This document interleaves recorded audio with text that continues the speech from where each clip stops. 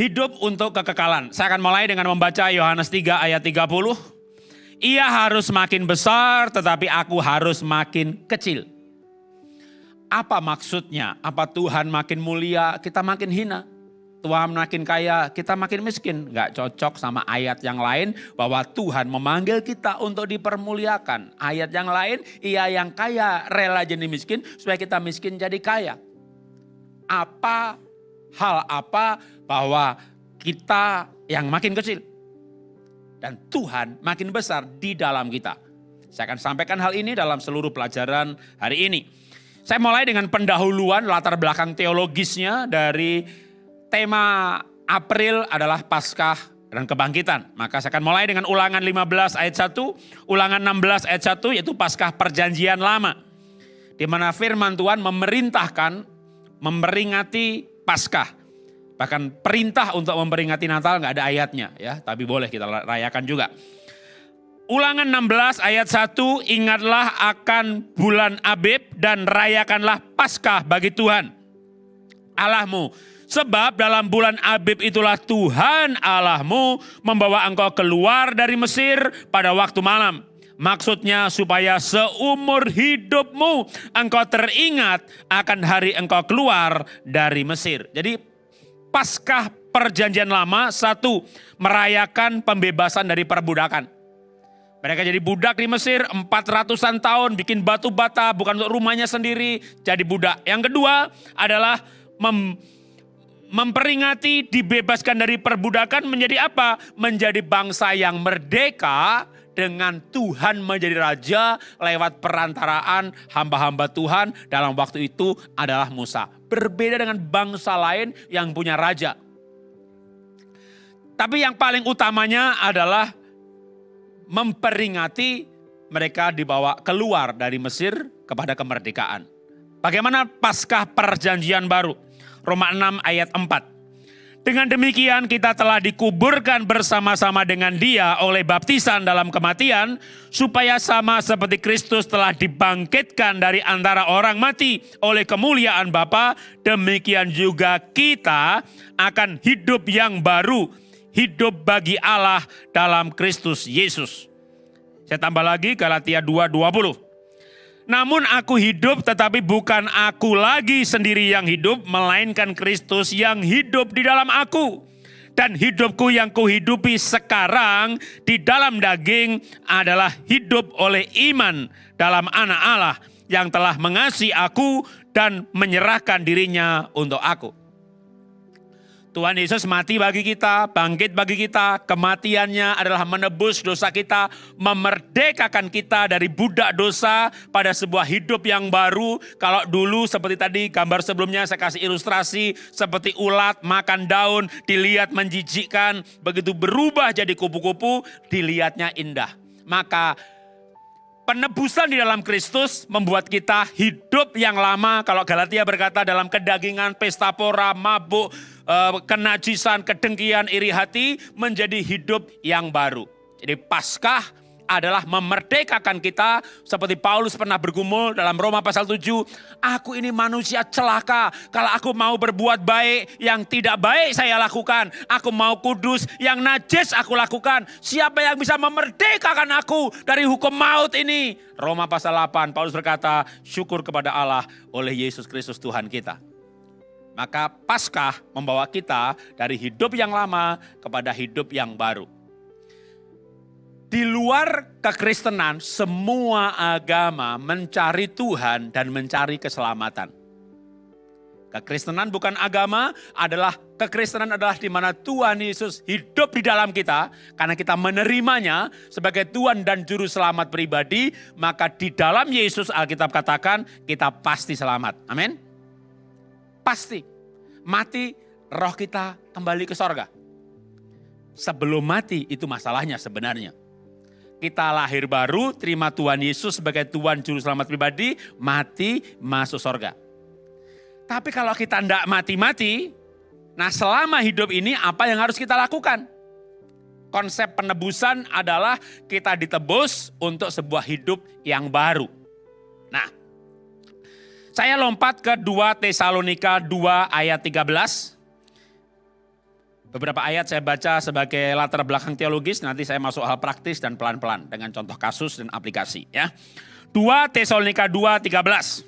Akan tetapi kami harus selalu mengucap syukur kepada Allah karena kamu, saudara-saudara yang dikasihi Tuhan, sebab Allah dari mulanya telah memilih kamu, berarti kita semuanya, untuk diselamatkan dalam roh yang menguduskan kamu dalam kebenaran yang kamu percaya. Ayat yang lain kita dikuduskan oleh firman, dimeteraikan dengan Roh Kudus. Efesus 1:13 saya paling suka, barang siapa menerima firman, ia dimeteraikan dengan Roh Kudus, dan Roh Kudus yang dalam roh kita adalah jaminan suatu saat kita meninggal, maka roh kita yang bersama-sama dengan Roh Kudus itu pasti ke sorga, itu pasti. Yang yakin pasti mati masuk sorga, angkat tangannya. Nah, lihat sebelahnya yang nggak angkat tangan, masih ragu-ragu. Kita pasti masuk surga, amin? Oke. Masalahnya kalau enggak mati-mati. Sebelum mati kita ngapain? 1 Petrus 1:18-19. Ya, dari hal-hal yang teologis saya bawa makin praktis. Ya. Aplikasinya kalau sudah pasti masuk surga, terus hidup ini untuk apa? 1 Petrus 1 ayat 18-19. Sebab kamu tahu bahwa kamu telah ditebus dari cara hidupmu yang sia-sia, yang kamu warisi dari nenek moyangmu. Itu bukan dengan barang yang fana, bukan pula dengan perak atau emas, melainkan dengan darah yang mahal, yaitu darah Kristus, yang sama seperti darah anak domba yang tak bernoda dan tak bercacat. Kembali dengan sebuah terminologi istilah darah anak domba yang tak bernoda, tak bercacat. Karena dulu waktu Paskah Perjanjian Lama, maka malaikat pencabut nyawa keliling Mesir. Setiap rumah dicabuti nyawanya, baik domba, sulung, ayam sulung, sapi sulung, anak sulung, pembantu kalau dia anak sulung, suami kalau dia anak sulung, mati semuanya. Tapi setiap rumah yang ada darah di pintu, di jendela, darah anak domba tidak bercacat celah, rumah itu nggak ada yang mati. Dan itulah rumah orang-orang Ibrani yang tinggal di wilayah Gosen. Ditebus, diselamatkan dengan darah. Karena itu bangsa Yahudi Perjanjian Lama, kalau mereka dosanya dikit, mereka sembelih tekukur. Mereka dosanya banyak, mengaku dosa, sembelih domba. Dosanya lebih banyak lagi sampai berdoa mengaku dosa, yang disembelih sapi. Nggak ada domba lembu sapi, diuangkan. Maka ada tempat penukaran uang di bait Allah. Kita sekarang nggak begitu lagi. Kenapa? Kita sudah ditebus dengan darah anak domba. Kita memberi bukan untuk selamat. Kita memberi karena sudah diselamatkan sebagai ucapan syukur. Jadi konsepnya beda sekali. Ya, nah, tapi Petrus berkata tadi kita ditebus dari cara hidup yang sia-sia yang kita warisi dari nenek moyang kita. Orang tua kita nggak lahir baru, kakek kita nggak lahir baru, turun-temurun mewariskan cara hidup yang sia-sia. Dalam konteksnya kalau di sudut pandang kita orang yang sudah pasti selamat. Apa itu cara hidup yang sia-sia? Oke, berikutnya. Yang pertama, cara hidup yang sia-sia itu cara hidup, tujuan hidup pengen kaya. Kaya boleh nggak? Boleh ya. Tuhan Yesus yang kaya rela jadi miskin supaya kita miskin jadi kaya. Tapi kalau kaya menjadi tujuan utama dan tujuan satu-satunya itu sia-sia. Kenapa sia-sia? Kekayaan bisa dibawa mati nggak? Bisa ya. Yang kaya-kaya nanti ya tolong ya. Sebelum meninggal sahamnya semuanya dijual, beliin Intan Permata. Properti tanah di mana-mana, kapling di mana-mana, apartemen di mana-mana, jual semuanya, jadiin permata. Dan bilang wasiat kepada anak, mantu, cucu. Kalau mati, semua permata tadi masukin ke peti mati. Ya, dan jangan lupa kasih tahu anaknya, kasih tahu Pak Jarod kalau saya mati. Itu ya, supaya nanti Anda melayat, saya pastikan hadir dan saya akan pulang terakhir. Saya gali kuburan saudara. Jadi bisa dibawa mati itu kekayaan, emas permata bisa. Tapi tidak bisa dibawa ke sorga. Katakan bisa dah. Ya bisa nih, jadi setelah Anda kerja siang jadi malam jadi siang, dagang jual beli semangatnya luar biasa. Lalu menjelang kematian semuanya dijual saham, properti, aset, jadikan emas permata berlian. katakanlah 3 kilo tapi 1 gramnya aja yang permata sekian karat berlian, waduh itu berapa triliun katakanlah. Bawa ke sorga. Iya ya. Wih, aduh ini yang dipegang nih 5 triliun nih gitu. Ada masuk mall punya duit sebanyak itu. Waduh, sopir 1, satpam 2, yang bawain tas 1. Waduh, Anda akan dihormatin sekali. Bawa 5 triliun ya kan? Wih, masuk sorga nih bawa emas. Kira-kira gimana? Bawa emas permata sebanyak kira-kira diuangkan 5 triliun dipegang nih. Tiba-tiba Anda sadar di sorga itu tanah lantai dari emas. Di mana ada emas? Di depan malaikat datang. Sebelum ketemu malaikat mungkin ditaruh dulu dah gitu ya. Lagi ditaruh malaikat udah datang. Kamu bawa apa? Goblok. Kenapa kamu bawa itu? Di sini sudah banyak. Anda tiba-tiba nanti akan merasa, seumur hidup aku cari ini. Kalau bisa dibawa, apalagi nggak bisa. Anda akan merasa, saya seumur-umuran, aku cari ini. Ternyata di sini udah banyak banget. Kita merasa sia-sia. Apa yang di surga nggak ada? Yang di surga nggak ada. Kalau Anda bawa nih, malaikat seneng nih. Oke, Anda tinggal di Kelapa Gading. Anda pergi ke Amerika. Kira-kira mau bawa oleh apa? Oleh apa pulang ke Kelapa Gading? Hah? Pergi ke Amerika nih. Ya ke sana pergi ke Asian Grocery beli beras. Pulang oleh-oleh bawa beras. Bawa beli cari-cari pikan kayak walnut kayak almond kayak beli apalagi mungkin protein vegan kayak yang di Indonesia susah carinya kan gitu ya. Atau ya emas permata gitu ya. Ke Amerika jauh-jauh. Mau bawa oleh-oleh masuk Asian Grocery beli beras. Aduh, kamu sih ganteng dan cantik tapi kenapa goblok dipelihara gitu. Kalau Anda dikasih oleh-oleh yang di Indonesia gak ada, kira-kira gimana? Aduh, walaupun bisa bayar tapi kalau gak ada kan gimana ya, seneng ya. Makanya Alkitab berkata, kalau kita ke sorga bawa 1 jiwa, malaikat bersorak-sorai karena 1 nyawa, 1 jiwa yang belum lahir baru itu gak ada di sorga. Menjadi ada di sorga karena kita yang bawanya. Lewat pelayanan kita. Jadi kita kaya boleh gak? Boleh, harus. Bahkan sedikit harus. Kenapa? Kalau nggak punya duit gimana melayani? Melayani butuh duit juga loh. Pergi pelayanan, airport, minta tiket. Duitnya mana? Pendeta. Ya gak dikasih saudara. Gak dikasih. Mana bisa. Ya, tapi itu jangan menjadi tujuan utama dan satu-satunya. Lalu kita kerja. Habis waktunya untuk situ, begitu sampai kita meninggal, mau dibawa ke sorga, bisa sih dibawa mati. Mau dikasih rumah-rumahan, emas-emasan itu dibakarin berkebawa juga, nggak bisa juga. Nggak bisa. Jadi di dunia ini kita harus punya sebuah tujuan hidup, di mana kita akan kerja. Kalau bicara kerja, aduh saya nggak ada, saya orang kerja nggak ada capeknya. 87 lulus IPB, kerja di pabrik, 87 di pabrik, kerja 3 tahun, pindah ke Astra 90, 92 saya keluar buka usaha sendiri namanya IVA, kami trading sepatu ekspor, lalu buka toko, lalu buka pabrik, lalu buka MLM, singkat cerita, MLM IVA dahsyat, saya buka sekolah Happy Holy Kids, sekarang 66 cabang franchise-nya, saya kerja nggak ada capeknya. Singkat cerita ketika platform datang, nah itu kesalahan saya. Kalau saya ikhlas MLM, IVA tutup, rugi, ya masih punya duit lah 200 miliar, pensiun aja itu enak. Tapi mana bisa pensiun, orang hobinya kerja.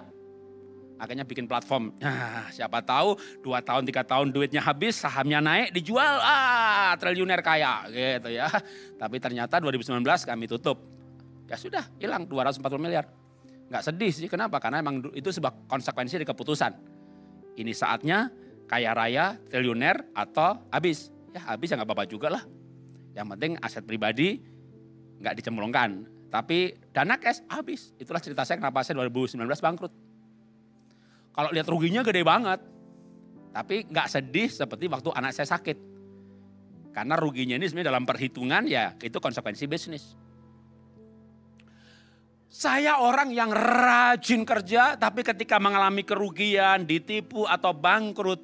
Saya enggak sedih-sedih banget seperti orang yang tujuan hidupnya yang memang hanya itu. Oke, berandai-andai seperti saya berandai-andai waktu saya tahun 90 tinggal di pinggir kuburan, Kuningan, Jakarta, 6 kali 6 meter persegi, kontrak rumah 450.000 untuk 6 bulan, saya hidup di situ tahun 90. Siapa di sini tidak punya rumah, tidak punya mobil, kontrak rumahnya bulanan? Kalau saya, anggap aja saya Tuhan ya. Mau nggak tak kasih uang 20 miliar?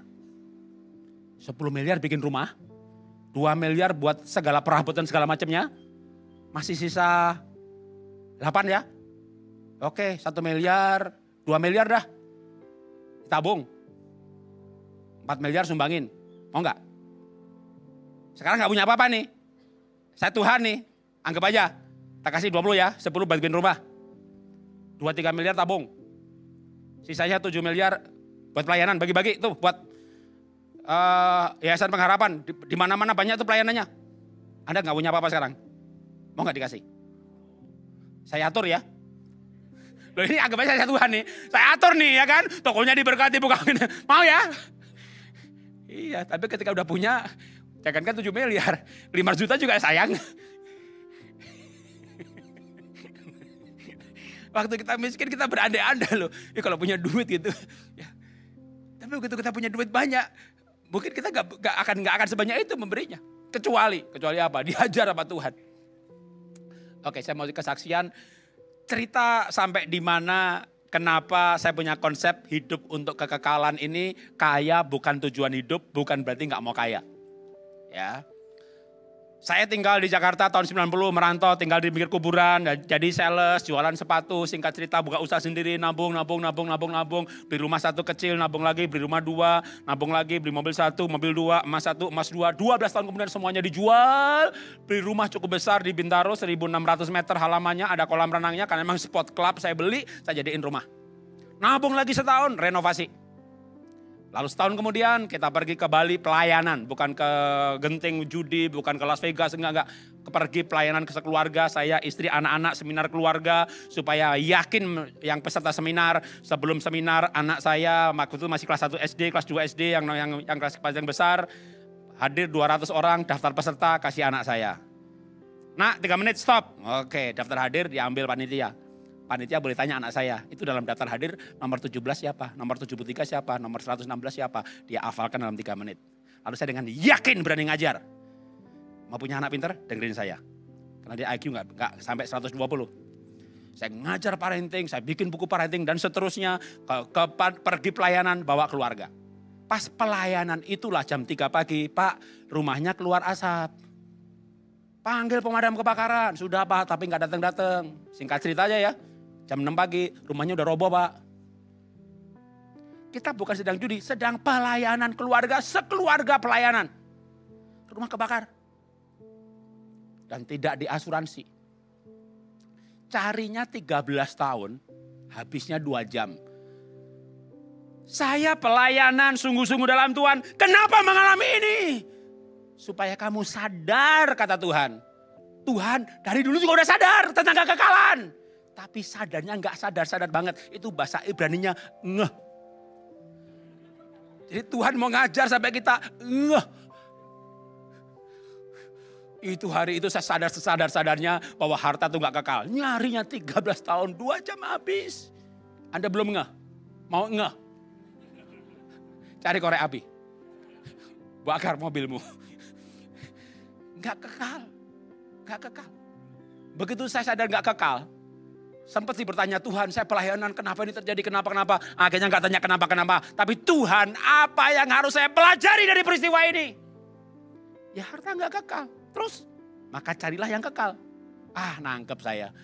Maka malam itu kita sekeluarga, misbah keluarga. Dan dalam misbah keluarga saya berkata Tuhan hari ini aku ngerti sengerti-ngertinya bahwa harta tidak kekal. Maka mulai besok saya akan cari yang tidak bisa terbakar. Saya mau melayani Tuhan lebih sungguh-sungguh. Orang lahir baru karena pengaruh saya itu harta yang kekal. Gak bisa kebakar, yang namanya nyawa. Anda berubah karena pengaruh saya itu buah pelayanan. Saya berubah berarti buah roh. Jadi saya kebakaran 2,5 miliar ludes habis nyarinya belasan tahun. Tapi malam itu komitmen melayani. Tiba-tiba saya dapat penglihatan. Kalau dalam bahasa Protestan, fantasi. Dalam fantasi itu, penglihatan itu, saya kayak ngelihat sorga, Tuhan kumpulkan malaikatnya. Kumpul, kumpul, kumpul. Ada apa Tuhan? Lihat di Bintaro ada orang lulus ujian namanya Jarod. Kebakar habis, malah komitmen melayani. Lulus ujian, ya, naik kemuliaan, naik keranian, makin serupa dengan Kristus. Malam besoknya dapat penglihatan kedua. Ada orang lain namanya bukan Jarod, nggak sampai 2,5 miliar. 10 juta hilang, ditipu 100 juta, bukan sampai kebakaran, cuma mobilnya penyok. Waduh Tuhan, saya melayani, kenapa rugi, kenapa tipu? Apa bedanya dong yang tidak melayani? Kalau gitu nggak usah pelayan-pelayanan, nggak usah kerja-kerjaan. Begitu, tiba-tiba Tuhan juga kumpulkan malaikatnya. Kumpul. Lihat apa ada Tuhan? Lihat udah di bumi, ada orang tidak lulus ujian. Malaikatnya tanya sama Tuhan, Tuhan apa yang harus kami lakukan? Segera atur ujian susulan.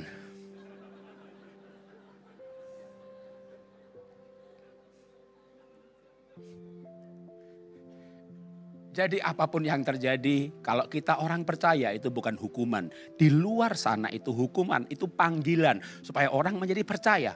Lalu kita sudah percaya, kita sudah melayani, kita cinta Tuhan. Kenapa mengalami juga?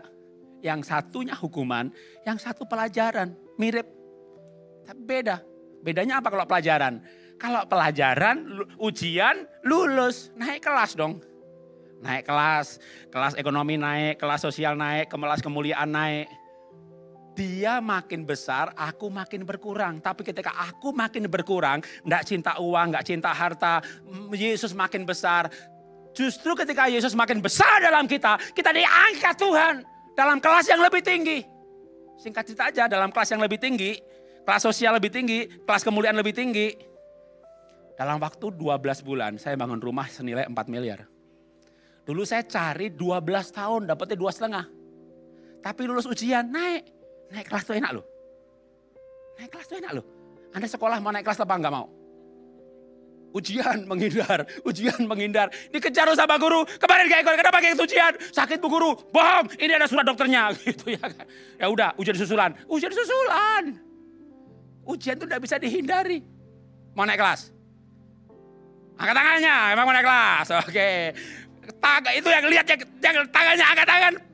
Dia turun pegang, makanya ujian. Jangan menghindar. Ujian susulan soalnya lebih berat.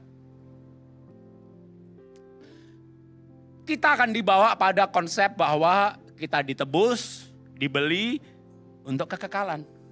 Dan gak perlu takut ujian. Dia tidak malah menguji melampaui kekuatan kita. Siapa di sini yang pernah diuji lalu mati? Angkat tangannya. Ini hidup semuanya di sini. Ini kumpulan orang hidup kan? Oke, berikutnya lagi. Apa itu sia-sia?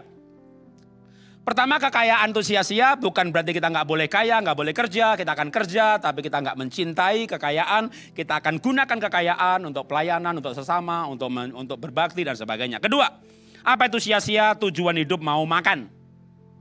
Boleh nggak kuliner? Boleh. Tapi kalau hanya untuk makan, seolah-olah begini loh.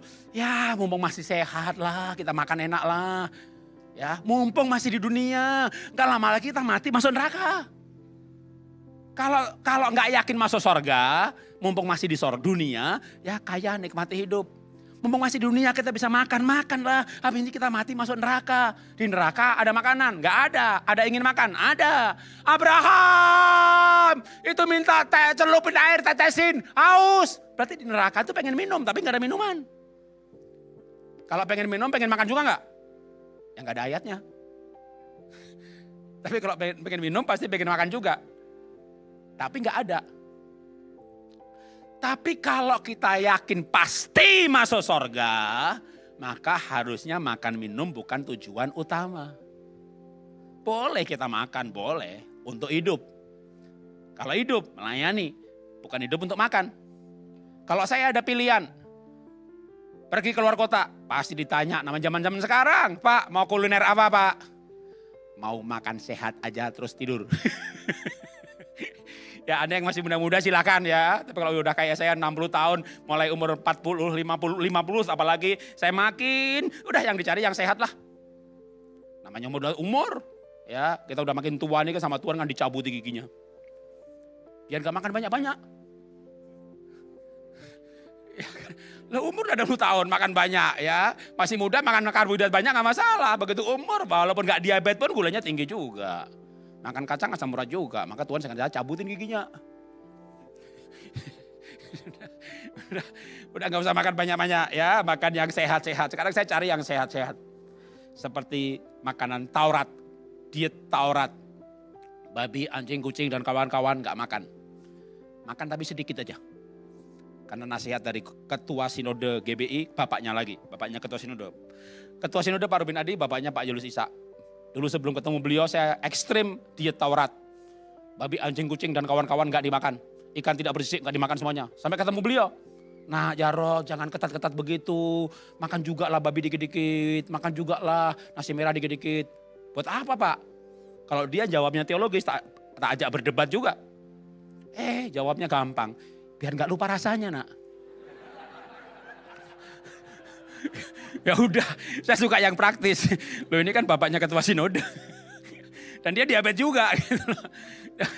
Ya sejak itu malah kalau istri saya lebih berani makan. Ya kalau pergi ke Singapura, dia makan beli coba gitu ya. Saya ke situ juga gitu ya. Tapi cari yang ikan. Tapi kuahnya babi juga. Tapi pilihnya ikan gitu ya. Nanti saya ambil satu potong gitu. Yang haram memang enak. Jadi Alkitab tidak berkata haram sih sebenarnya. Unclean.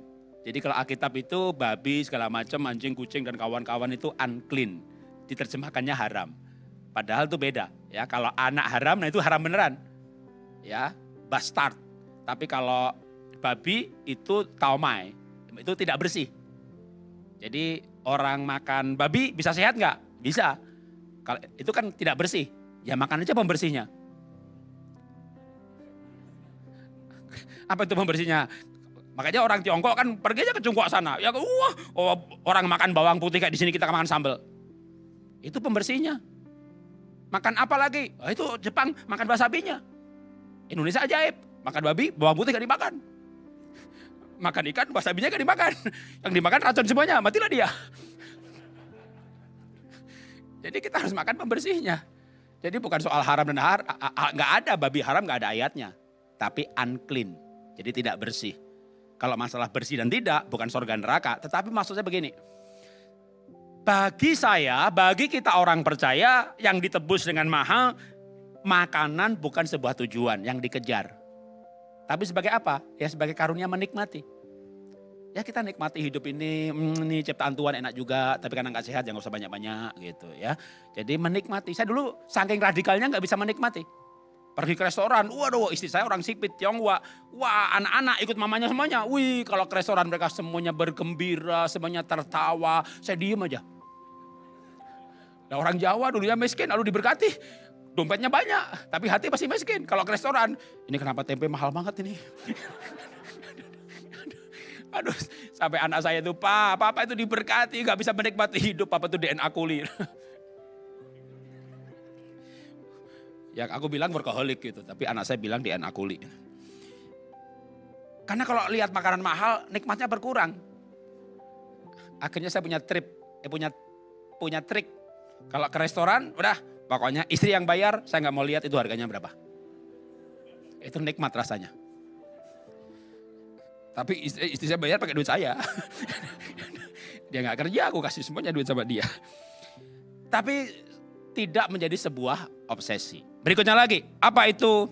Waktunya, oke singkat. Kalau gitu, apalagi yang sia-sia. Bukannya nggak boleh ya, kalau itu tujuan utama. Yaitu apa? Pengen mencintai dan dicintai.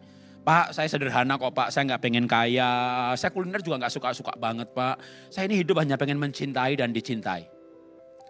Kalau tujuan hidup pengen kaya, saya doakan aja mati. Karena di sorga Tuhan sediakan rumah kan bagi kita. Di sorga kita kaya. Kalau kita tujuan hidup pengen makan, di surga pasti makanannya bagus, enak. Sampai orang di neraka aja, Abraham minta satu tetes aja, pasti enak banget tuh. Lalu apa lagi? Ya saya nggak pengen kaya, nggak pengen terkenal Pak. Saya hidup sederhana kok, saya hanya pengen mencintai dan dicintai. Saya doakan, Anda mati aja. Kenapa? Karena begitu kita mati, kita ketemu Tuhan Yesus, satu pribadi yang mencintai kita, rela mati bagi kita, dan dia tidak pernah berkhianat. Tapi di dunia ini engkau mencintai orang lain gak cintai engkau. Engkau mencintai seorang, orang lain ngambil. Engkau cintai, engkau serahkan diri, engkau nikah dengan dia berkhianat. Bukan berarti kita nggak bisa, tapi kalau kita obsesinya adalah mencintai Tuhan dan kita merasakan kasih Tuhan, dengan kasih Tuhan yang kita rasakan itu, kita akan bisa mengasihi orang-orang di sekitar kita. Termasuk bahkan kalau kita nggak dikasihi sekalipun. Lihat, misalnya anggap aja suaminya jahat lah gitu ya, paling gampang, ilustrasi paling gampang. Suami saya betul Pak, jahat Pak, muka Herodes Pak, urapan Firaun Pak, tingkah laku Pontius Pilatus Pak. Tapi kalau kita penuh dengan cinta Tuhan, kita bisa melihat si Pilatus itu dengan belas kasihan. Jadi kalau suami marah, Anda yang dimarah ini justru mendoakan yang marah. Tuhan, beri kekuatan pada jantungnya, jangan putus dulu Tuhan. Kasihan dia belum lahir baru Tuhan. Gimana caranya dimarahi tapi nggak marah? Gimana kalau Anda pulang gereja ketemu orang gila, Anda dimarahi, Anda marah nggak? Ada ketemu orang gila, diledek, jelek lu kayak monyet lu, bibir kayak bau lu, watat kayak balon lu gitu. Ada sakit hati nggak? Kenapa? Iya, makanya kalau suami marah dalam hati aja, gila jangan dilawan. Itu dalam hati, jangan suara keluar, Anda hancur, Anda kalau Anda keluar suara Anda hancur, diam itu emas. Ya, jadi ya dibalik juga kalau istri yang begitu anggap aja orang gila jangan dilawan. Ya kan? Ada orang gila bawa pisau, itu. Anda ambil pak kayu, ya orang gila nggak punya pikir, Anda ditusuk mati loh. Pak suami saya tuh berantem sama siapa? Sama saya. Berarti Anda tukang berantem juga. Kecuali Pak suami saya berantem Pak di depan kaca Pak, dia bilang goblok lu. Pak itu gila beneran dia ya. Tapi kan dia gak gila, jadi anggap aja orang gila gitu. Itu cara paling tidak kita tuh gak sakit hati waktu dimaki-maki. Dalam hati aja, orang gila jangan dilawan begitu. Nah, kalau obsesi kita itu pengen dicintai, kenyataan malah sakit hati. Tapi waktu obsesi kita itu mencari cinta Tuhan, pasti kita menemukannya. Dan dengan cinta Tuhan itu, kita bisa mencintai sekitar kita walaupun kondisinya tidak seperti kita inginkan. Yang terakhir, apa tujuan hidup kita setelah kita ditebus, kepastian masuk surga? Ini jawabannya baik banget, bahkan cukup rohani. Pak Jarod, saya hanya pengen memuji menyembah Tuhan. Hidup saya, seumur hidup saya memuji menyembah Tuhan. Oke, saya doakan Anda mati hari ini. Oh begitu Pak Jarod? Setelah Anda mati, Anda bisa memuji, menyembah Tuhan seumur hidup dari waktu ke waktu, dari detik ke detik, di dalam kekalahan, dari waktu ke waktu. Menurut saya, kalau Anda tinggal di dunia ini dan belum dipanggil, atau mungkin tunjukkan ayatnya tok aja, Yohanes 15:16 supaya berbuah. Filipi 1:21-22 supaya berbuah. Roma 16 ayat 5 supaya berbuah juga. Lukas 15:10 supaya berbuah juga. Matius 5:27. Matius 25, 37, 35, 36 berbuah dalam bentuk praktis berbuat baik. Ini yang saya maksudkan adalah kalau kita masih hidup di dunia ini, memuji menyembah Tuhan bagus, tapi menurut saya alasan yang masih kurang. Kalau hanya untuk memuji menyembah Tuhan, kita mati di sana dari waktu ke waktu kita memuji menyembah Tuhan. Kalau kita masih hidup di dunia ini, lakukan yang di sorga udah gak bisa lagi. Abraham, tolong orang ke rumahku. Abraham gak bisa turun lagi. Abraham gak bisa turun. Kalau kita tinggal di dunia sekarang ini, lakukan yang di sorga gak bisa lagi. Anda gak bisa nolong orang NTT, Anda gak bisa nolong orang NTB, Anda gak bisa bikin panti asuhan lagi. Anda punya mertua jahat gak bisa dirubah. Kalau mau merubah mertua sekarang ini, mau merubah istri sekarang ini, mau merubah anak-anak sekarang ini. Kalau enggak, nanti kita gak bisa turun lagi. Kalau kita masih hidup, maka berarti bagiku bekerja menghasilkan buah. Untuk berbuah itu minta apa saja akan diberikan. Minta rumah akan diberikan. Apapun yang kita mintakan. Kalau toh Tuhan izinkan hilang, itu sebuah proses pengalaman hidup. Tapi hidup kita bagi Tuhan, kita jadi alatnya Tuhan. Sampai suatu saat kita dipanggil. Tapi kalau saya berandai-andai. Misalnya malaikat maut lagi di sini. Tuhan yang mau cabut nyawa orang ini. Saya berandai-andai aja. Tunggu, siapa orang itu? Tuhan lihat buku kehidupan. Jangan, dia jahat. Makanya Tuhan cabut. Jangan, biar bertobat dulu. Makanya orang jahat gak mati-mati. Tuhan aku mau cabutin ini. Udah lahir baru. Ke gereja rajin. Lahir baru pasti masuk surga. Tapi kok gak berbuat apa-apa ya? Boleh cabut, ngabisin oksigen di bumi. Gitu ya. Ya kan? Tuhan nih yang teriak-teriak di mimbar tuh. Jarod cabut nyawanya. Tuhan lihat, jangan, dia dibutuhkan. Tugasnya masih banyak. Maka saya punya tugas gak mau berhenti. Tuhan, kalau saya masih hidup, aku mau bikin 200 buku Tuhan. 200 sekolah Happy Holy Kids supaya bisa bikin 100 TK pemulihan untuk subsidi silang. Jadi begitu malaikat mau cabut nyawanya, bukunya baru 99. Sekolahnya masih usaha terus. Kalau kita ada gunanya di dunia ini, maka kita hidup harus berguna. Sampai suatu saat memang tugas kita selesai. Saya pengen banget meninggal itu kayak Musa. 120 tahun, tidak rabun, tidak sakit. Meninggal karena tugasnya selesai, bukan karena sakit. Jadi kita hidup ini sejak lahir baru, sejak ditebus, kita hidup dalam kehidupan yang baru. Apapun yang terjadi, kita nikmati loh. Sebagai proses Tuhan, sebagai pergaulan dengan Tuhan, sebagai berjalan kebersamaan dengan Tuhan, memaknai setiap kejadian demi kejadian, setiap kejadian bukan hukuman, setiap kejadian bukan kutuk, tapi dapat makna, ngeh lagi, makin bijak, makin tabah. Sampai saatnya pulang. Saya berdoa, saya berharap saya bisa menyelesaikan hidup dengan cara seperti itu. Dan saya juga mau mengajarkan Anda punya kehidupan seperti itu. Mari tunduk kepala kita berdoa. Bapa, terima kasih kami dipanggil, kami ditebus, kami diselamatkan untuk sebuah gaya hidup yang berbeda, tujuan hidup yang berbeda, menikmati kejadian-kejadian yang sama di muka bumi ini dengan pemaknaan yang berbeda. Dan itu terjadi karena kami bersama dengan Tuhan. Karena Tuhan memberi kata-kata pengertian dalam roh kami, dalam hati kami, dalam pikiran kami. Kami menikmati dan mencintai semua yang terjadi dalam kehidupan kami. Dan kami bersyukur Tuhan bawa kami dalam sebuah kehidupan yang berbeda dari dulu yang kami jalani. Kehidupan yang egois, tamak, rakus, mau senang sendiri, membuat masalah di sana sini. Tapi sekarang kami punya kehidupan baru yang menjadi berkat. Baik dalam keluarga, keluarga besar, di kantor, di lingkungan. Terima kasih Tuhan untuk sebuah kemuliaan ketika kami masih di dunia ini. Kehidupan yang berbeda. Terima kasih Bapak untuk panggilan-Mu dalam hidup kami. Dan Tuhan mengisi hari-hari hidup kami dengan nilai-nilai kebenaran. Dalam nama Tuhan Yesus kami belajar firman-Mu. Haleluya. Amin. Tuhan berkati.